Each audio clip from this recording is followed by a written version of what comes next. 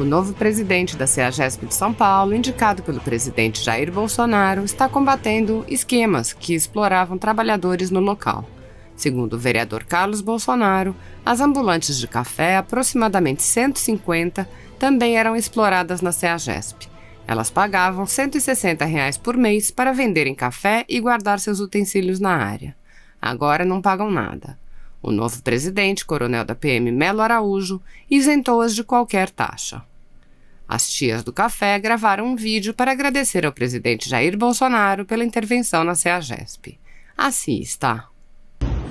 Boa tarde, nós somos da categoria das ambulantes de café. Estamos aqui para agradecer o Bolsonaro por ter indicado o presidente coronel Melo Araújo, que é um homem honesto e íntegro. Tivemos um problema recentemente e rapidamente ele resolveu o nosso problema. Queremos agradecer a ele, todas nós.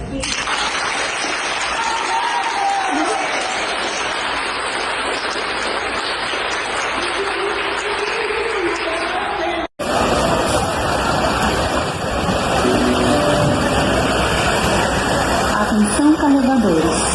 A partir desta data, o presidente da CEAGESP informa que os carregadores não precisam mais pagar os R$ 60 para guardar os carrinhos. Os carrinhos poderão ser guardados de graça no galpão. O espaço estará sob os cuidados das equipes de segurança e de limpeza da CEAGESP.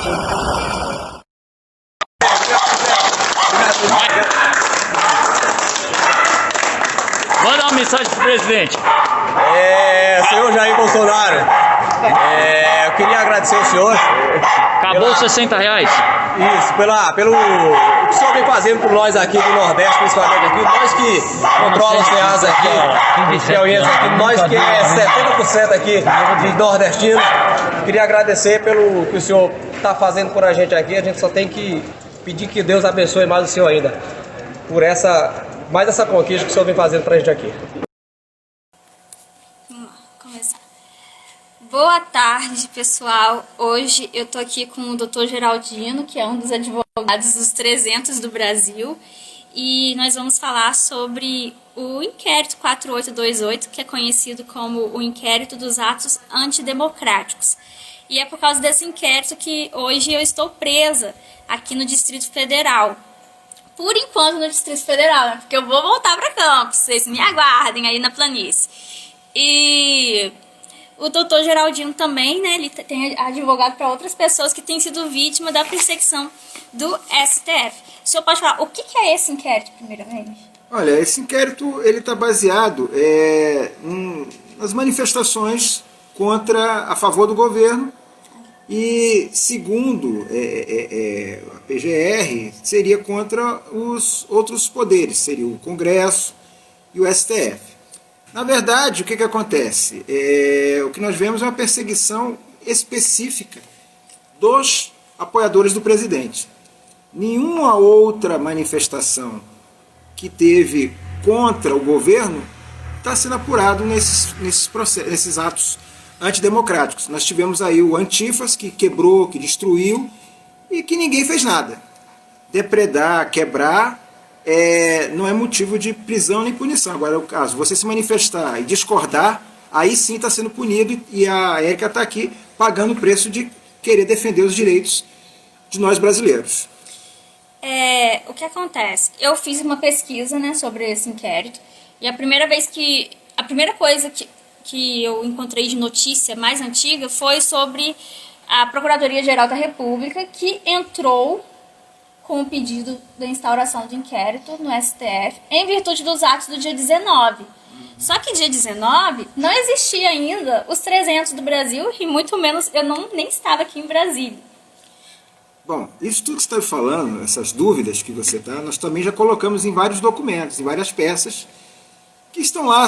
O que acontece? Eu entrei com habeas corpus para a Sara, eu entrei com habeas corpus para a Folha Política, eu entrei com vários habeas corpus questionando, primeiro, a legitimidade do ministro Alexandre de Moraes. Por quê? No inquérito da fake news, houve uma portaria 60, que determinou, que designou ele como o relator do inquérito da fake news. Esse inquérito 4828, que é o que apura esses atos antidemocráticos, não tem portaria nenhuma. Não tem nada que vincule ele a essa investigação. E aí, eles podem dizer que, né, porque como ele já era, ele teria, no caso, a competência em função do inquérito das fake news. Só que eu acho que uma coisa, a matéria de um não tem nada a ver com a matéria do outro. O que se apura em um caso não é o que se apura no outro. Apesar de muitos dos envolvidos, muitos dos investigados estarem em ambos os processos. Sim. No caso, o senhor tinha falado comigo sobre a competência do PGR, né, em relação a pedir investigação, alguma coisa do tipo. Pois é, o PGR, as atribuições dele estão delimitadas na própria lei. E no caso do Procurador-Geral da República, ele não pode processar pessoas que não têm foro privilegiado. Ele pode até receber informação e encaminhar para o Procurador-Geral, que no caso o fato seria contra a União, e aí a Procuradoria da República tem que apurar realmente, mas aí temos o Procurador-Geral, o Procurador Regional, que atua na esfera da Justiça Federal. Crimes contra a Lei de Segurança Nacional são apurados na Justiça Federal. Isso é o que está na Lei de Segurança Nacional. Quer dizer, já foi definido isso. Antigamente era atribuição da Justiça Militar. Então, os crimes atualmente praticados políticos, os crimes políticos, são apurados na Lei de Segurança Nacional, que quem tem competência para investigar isso é a Justiça Federal, e não o Supremo Tribunal Federal. O Supremo Tribunal Federal é uma instância revisora, é uma instância que está lá para guardar a Constituição. Sim. Então, no caso, até o PGR me tratou como se eu tivesse foro privilegiado. Exatamente, isso é um questionamento que nós fazemos. Todos os que não são... todos que não têm cargo político, no caso aí, tem alguns deputados que poderiam sim ser investigados a nível de Supremo Tribunal Federal. Agora, tem decisões no próprio Supremo Tribunal Federal em que já se definiu que não há foro privilegiado, mesmo que haja litispendência. O que é litispendência? Mesmo que você tenha um processo, esteja vinculado com algum deputado, os deputados respondem no Supremo Tribunal Federal e você responde na Justiça Comum. No caso aí seria a Justiça Federal. Vou recapitular aqui para o pessoal. Eu me chamo Érica, eu sou de Campos dos Goytacazes, estado do Rio de Janeiro. Eu vim para Brasília no dia 22 de maio participar do acampamento dos 300 do Brasil. Eu nunca fui liderança, nunca fui influenciadora digital, eu não sou deputada, não sou ministra. O senhor até falou isso, que eu estava sendo tratada como se eu fosse ministra também. Só a parte ruim, né? Porque na parte boa eu não estou sendo tratada como parlamentar. E fui presa no dia 16 de junho. Né, junto com o Arthur, com o Renan, com o Mito Show, com a Sarah Winter. A Sarah, no caso, foi presa no dia 15. E desde o dia 24 nós estamos usando tornozeleira eletrônica em prisão domiciliar. No caso, o Arthur, o Renan e eu ficamos em Brasília. O Arthur conseguiu, com muito custo, voltar para Niterói. E eu agora estou lutando para voltar para Campos. E assim... Eu não sei qual é, até hoje, quando o oficial de justiça chegou na prisão, a Sarah perguntou, qual é o nosso crime? Ele não soube dizer. No caso, qual é o meu crime, doutor? Não tem exatamente o que estão fazendo. Eles estão tentando arrumar uma tipificação para o seu crime. Estão querendo te enquadrar na Lei de Segurança Nacional. Bom, a Lei de Segurança Nacional, para que você infrinja um artigo, lá, você teria que ter o dolo real. Você primeiro tem que ter o perigo real. Eu sou um perigo? O fato, a sua atitude tem que realmente ensejar um perigo às organizações. O que não acontece nesse caso. Ninguém, em momento algum, atacou ou usou de violência, ou ameaça, ou constrangeu. Ninguém explodiu nada, tudo isso. Já tem decisões até de gente que explodiu uma usina aqui, tem decisões que eu já pesquisei a respeito disso, em que o cara politicamente estava querendo usar isso de forma política e ele ainda foi absolvido, porque não tinha o dano real, o perigo real, aliás, dano real não, o perigo real contra as instituições. Então é muito difícil você fazer um enquadramento desse. E mais, não existe na Lei de Segurança Nacional a tipificação de formação de quadrilha. Não existe. Então, aí eles estão querendo dizer também que a gente era uma quadrilha. O que eles estão querendo, o que eles estão tentando, porque para pedir a prisão temporária de vocês, eu até trouxe aqui um documento, na prisão temporária, eles qualificaram aqui, ó, essa aqui caberá prisão temporária, sem vários artigos. E no caso, para esses crimes aqui que estão sendo elencados, que você está vendo aqui, são os crimes onde caberá um pedido de prisão temporária, que é um pedido de investigação para apurar o fato. Roubo, sequestro, extorsão. Gente, olha só, o único ponto que eles poderiam enquadrar, e assim forçando muita barra, é esse aqui, ó. Quadrilha ou bando. Por isso que estão tentando, né, fazer uma ligação disso, por isso que você está com essa tornozeleira. Eu acho essa decisão é ilegal, até porque na Lei de Segurança Nacional não existe previsão para isso. Várias situações. Tornozeleira, né? Para tornozeleira. Você faz uma prisão temporária, caso haja necessidade, prorroga-se, mas a partir daí, ou você pede a preventiva, se há elementos para preventiva, ou você solta. No caso seu, Érica, eu vi até a decisão que fez a prorrogação. Na decisão, o próprio ministro Alexandre de Moraes disse que após completar o período de 5 dias, vocês poderiam ficar em liberdade. Acontece que no dia que vocês iam ser colocados em liberdade, houve um pedido da delegada federal para que... Doutora Denise? A Denise? Sem nenhuma base legal para isso, pediu, e a Procuradoria também foi favorável, Procuradoria que atua nesse caso, ao meu ver, ilegitimamente, para que convertesse isso em medidas cautelares, mesmo sem previsão legal na Lei de Segurança Nacional, que é o que estão atribuindo a ele. E a própria formação de quadrilha. Para ter a formação de quadrilha tem que ter um crime. Cadê o crime que foi tipificado? Ela está aqui em Brasília, respondendo ao inquérito, que ela sequer foi indiciada. Ela já está aqui há quase 3, 4 meses sem ser indiciada, sem ter um motivo. E nós advogados, estamos sem ter acesso aos autos. Esses documentos que estão aqui na minha mão, que foram disponibilizados, eu advogo para vários, foram disponibilizados para várias pessoas, são 6 ou 7 volumes. Só disponibilizar aquilo que é interesse deles. A maioria dos fatos aqui, o que a gente vê é uma tentativa de criar um nexo entre as manifestações e a presidência da República. O senhor tinha falado, tudo aqui que está escrito aqui é para tentar incriminar o presidente. Exatamente. Vocês entenderam? Aí muita gente tem feito essa pergunta para mim, doutor. Algumas pessoas, até na minha cidade, que eu falo sobre manifestações, falam que estão desanimados de participar de manifestações, porque nas manifestações elas veem que estão defendendo um presidente que não nos defende. Qual a posição do presidente nisso tudo? Ele pode nos dar um apoio? Olha, eu acho que o presidente, ele está agora fazendo o que é certo. Ele está trabalhando, a população toda está vendo que ele está sendo boicotado. No caso aí do coronavírus, sempre esteve certo. Ele sempre defendeu a cloroquina, ele sempre defendeu que as pessoas trabalhassem. E quem sempre foi contra isso? São os mesmos que prenderam vocês. Então, é isso que vocês estão se manifestando. Pensem nisso. Vocês não estão se manifestando em defesa do presidente. Se o presidente cair, virá outro que vai prejudicar vocês. Vocês estão defendendo o seu voto, vocês estão defendendo os nossos direitos de nos manifestarmos. Os princípios que a gente acredita e que esse homem representa. Exatamente. Que caindo o Bolsonaro, gente, só ele para aguentar isso tudo. Outro não aguentaria. Ele suportou uma facada, ele poderia ter desistido. E ele não desistiu. E isso que eu falo pra vocês, eu tô aqui preso, parar na colmeia, né? Na penitenciária, tratada como se fosse uma bandida qualquer, e eu não desisti, e eu não vou desistir, tá?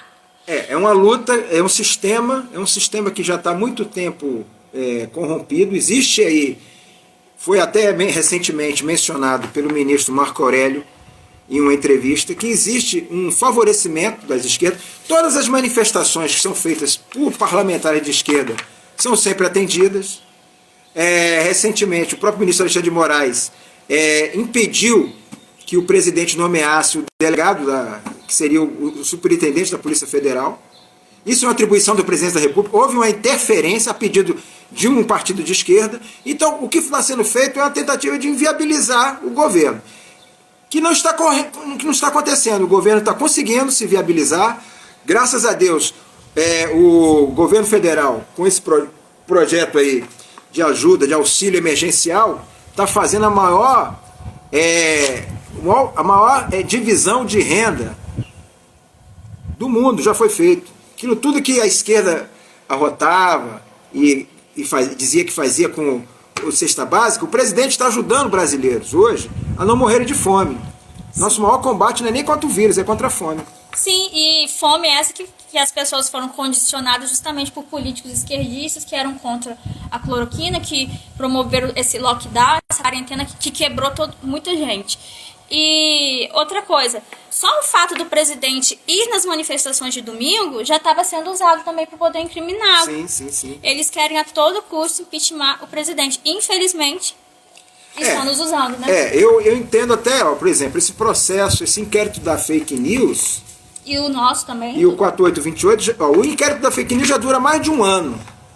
Recentemente, o ministro Alexandre de Moraes assumiu um posto lá no Tribunal Superior Eleitoral. Existe, eu já vi denúncias de jornalistas, como até mesmo do deputado Roberto Jefferson, que insinuam, que estão levantando a tese de que estão tentando caçar a chapa usando esse inquérito da fake news. Como até agora não encontraram nada, está meio difícil de caçar a chapa, porque seria o único modo de fazer com que o voto, que foi legitimamente, de tirar do poder o presidente da República. Porque por impeachment já viram que é impossível. Então estão tentando, através de uma manobra jurídica, utilizar de recursos. Recentemente também foi informado e saiu na imprensa, o próprio Alan dos Santos falou em uma entrevista, depois que ele saiu do Brasil, que ele falou isso. Que estavam monitorando o presidente, que tinham 3 malas espiãs, uma na Embaixada da Coreia, uma na Embaixada da China e outra no escritório do advogado Kakai. Então, isso tudo ninguém sabe se foi apurado, ninguém sabe o que aconteceu. Então, quer dizer, estão de todas as formas investigando o presidente, tentando achar alguma coisa que faça com que eles possam caçar a chapa. Eu vi no site do Ministério Público que nós fomos presos, né, que foi pedido... Quando foi pedida a nossa prisão, um dos motivos é que nós fomos identificados como líderes, uma coisa que não procede, e captadores de recursos. Exatamente, tem vários. A narrativa é essa. Essa narrativa, se eu não me engano, começou com a Rede Globo. A Rede Globo começou com essa história de atos antidemocráticos. Não existe atos antidemocráticos. Quando você se manifesta expressando a sua opinião. Vários juristas do país já são contrários. Inclusive, eu faço parte de um grupo chamado Movimento dos Advogados do Brasil, e nós fizemos uma ação chamada Maior Ação do Mundo, onde nós fizemos eu até assino essa ação junto com o Dr. Emerson, com outros colegas, pedindo à Corte Interamericana que intervenha, porque há muitos absurdos acontecendo aqui no país. E eles precisam dar uma olhada, dar um enfoque. Essa Corte Interamericana já teve denúncia de uma associação do Ministério Público, já teve uma denúncia do próprio Roberto Jefferson, do PTB, e teve essa Maior Ação do Mundo, que nós também entramos também na ONU. Que entra o inquérito. É o inquérito 4781 e o 448, os dois inquéritos. Os fatos são pessoas que estão hoje, vários presos, estão sendo colocados em liberdade em função de pandemia, vários criminosos perigosos, e a Érica, por defender os seus interesses, por defender as suas convicções, está presa aqui em Brasília, infelizmente. Mas ela com certeza conseguirá passar por esse período e voltar para Campo de Goytacazes aí. Sim, eu vou voltar. Eu vou voltar mais forte que nunca. Sim. Que antes, na verdade. Aí, doutor, uma das coisas que aconteceu também lá no presídio, os dias que a gente ficou lá, nós ficamos impedidos de falar com os advogados não tinham acesso a gente, e eu tenho curso superior. Sim. Eu vou te falar uma coisa, todos esses absurdos, por que eu estou imprimindo? Eu imprimi isso aqui, primeiro para te mostrar onde eles quiseram te enquadrar. Agora, tem a Lei de Segurança Nacional, a Lei de Segurança Nacional é essa aqui, 7170, gente. Eu gosto de trazer a lei para as pessoas tomarem conhecimento. Aqui, ó. Espera um minutinho.